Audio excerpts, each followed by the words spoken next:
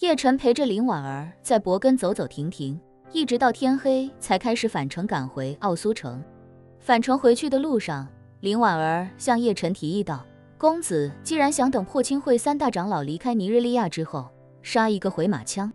不如近期就抓紧时间把地网覆盖到尼日利亚去。这3大长老离境大概率要乘坐飞机，提前做好准备，说不定真能从出境的人员里把他们定位出来。”叶晨点了点头，道：“这件事要分2步走，一个是让人先去尼日利亚，把现有的自动贩卖机公司买下来，另一个是抓紧时间定制一批硬件。非洲那种地方正在运营的自动贩卖机未必有监控设备。”林婉儿赞同地说道：“定制硬件也可以分成2步，第一步是先定制一批能联网的监控设备，可以直接用来改造他们的老旧设备，尽快投入使用。第2步是直接定制全新的自动贩卖机，把想要的功能全都整合进去。”叶晨想了想，问他：“定制能联网的监控设备应该不难吧？”“很简单，见多识广，知识储备远超叶晨的林婉儿解释道：“想实现这个需求，无非就是2个模块，监控和通信。全球最大的监控企业就在华夏，什么样的监控设备都能找到。至于通信，我们也有很多世界前列的大企业，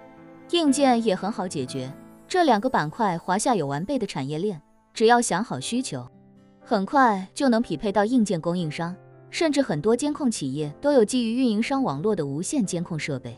有些是基于 WiFi， 有些甚至不需要 WiFi， 基于当地运营商的数据服务就可以实现实时传输。我们只需要让他们把硬件稍微改造一下，改造成适合自动贩卖机使用就可以了。”叶晨问他：“如果使用这些厂商提供的解决方案，那所有的监控视频都会先上传到他们的服务器里吧？”“对。”林婉儿点头道：“基于他们的解决方案，就要用到他们的云服务，无非就是摄像头拍摄的实时画面，经过网络传输到他们的服务器内，再由他们的服务器下发到终端，供客户随时查看。我们可以先用这个办法实现监控，再让我们的技术从他们的服务器把所有的视频数据同步到 AI 模型的数据库。唯一的弊端就是监控画面无法做到绝对私有，但这并不是什么问题，因为这些供应商要为海量的设备提供数据服务，为了节省服务器容量，他们不会主动保存客户的视频数据，想让他们帮忙保存数据都是要花钱的，基本上没有泄露的风险。”“好。”叶晨立刻说道，“那我这就先让人把尼日利亚的自动贩卖机公司都买下来，同时让国内找硬件的解决方案，尽快实现对尼日利亚各大机场、港口的监控。位于非洲东南部的马达加斯加是非洲最大的岛国，马达加斯加西海岸有绵长的海岸线和广袤的平原，苏家老爷子苏成峰的庄园便坐落在这里。说是庄园，其实就是一大片一眼望不到头的非洲草原，草原上到处是粗壮高耸的猴面包树。苏成峰刚来马达加斯加的时候，对这里各种不适应，但好在叶晨也没准备把他这把老骨头往死里折腾，允许苏之瑜多投入一些资金给老爷子改善条件。于是苏成峰就买了更多的土地，又投建了恢宏如行宫一般的庄园别墅，真真切切地当上了马达加斯加的地主。眼下别墅还尚在建设之中，由于想要的别墅规模太大，即便是抽调了最好的施工队伍，也至少要1年半以上才能完工。很多装修材料在马达加斯加这个全球最不发达国家之一的地方根本就买不到，所以只能不惜代价通过飞机从全球各地运送到马达加斯加来。苏成峰现在每天除了吃喝拉撒之外，就2件事最上心，一个是盯紧别墅的建设，另一个就是乘坐直升机在自己的领地上空巡视，因为他的领地实在太大，大到足有4000多平方公里，而且几乎没有铺装道路，想巡视除了骑马就是坐直升机。不得不说，马达加斯加这地方实在欠发达，以至于乘坐直升飞机在上空飞行的时候，看到的几乎就是完完全全的原始景象，野生动物的密度比动物园还要高得多。再加上猴面包树夸张的造型，给人原始世界粗犷感的同时，又有一种世外桃源的奇妙。最开始，老爷子每天陶醉于坐在直升机上看风景、看日落，但久而久之，所看之处景象都大差不差，他也就渐渐感觉有些乏味，只盼着别墅赶紧建成，自己能好好的颐养天年。就在他乘坐直升机刚刚落地的时候，跟随他多年的老管家拿着卫星电话跑过来，急匆匆地说道：“老爷，知瑜小姐打电话找您，说有急事，让您回来第一时间给她回电。”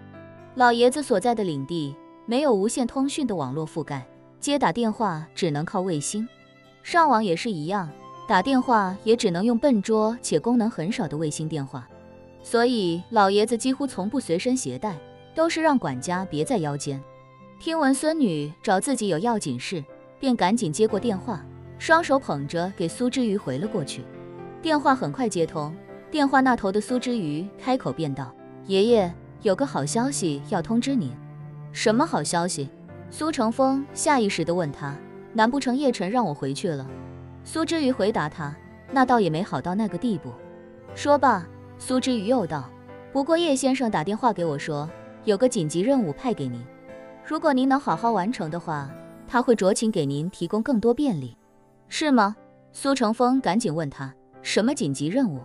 他是想要马达加斯加的狐猴，还是这儿的面包树？”“都不是。”苏之瑜道：“叶先生让您把非洲所有运营自动贩卖机的公司都买下来，先从尼日利亚开始。”“运营自动贩卖机的公司？”苏成风以为自己听差了，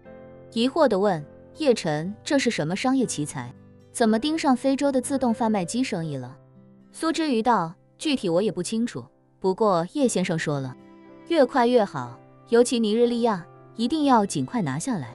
尼日利亚？”苏成风咂咂嘴，问他：“那我能亲自去尼日利亚吗？”“可以。”苏之瑜道：“叶先生说了，这期间您可以获准离开马达加斯加，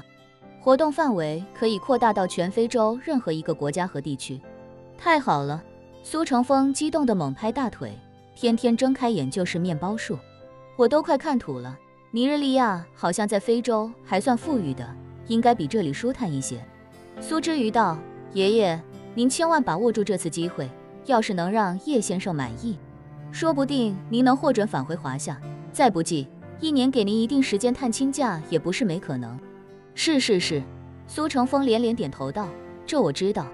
你放心，我马上就安排一下行程，今天就去尼日利亚。”